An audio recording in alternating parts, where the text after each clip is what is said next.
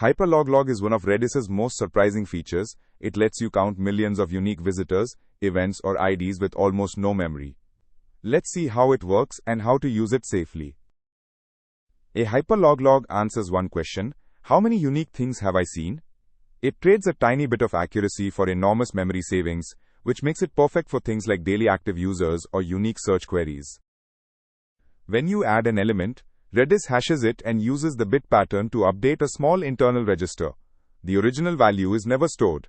When you call PFCOUNT, Redis combines all the registers using a mathematical formula to estimate the total number of unique elements. PFADD returns 1 if the sketch was updated and 0 if the element was already represented. Notice that adding Alice a second time changes nothing. PFMERGE combines multiple HyperLogLogs into one, which is great for aggregating across time windows or keys. When reviewing a PR, ask, does this code expect an exact count? If yes, HyperLogLog is the wrong tool.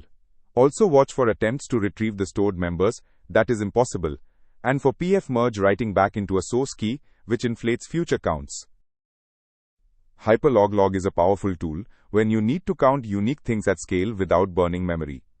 Keep its limitations in mind. No exact counts, no member retrieval, and it will serve you very well.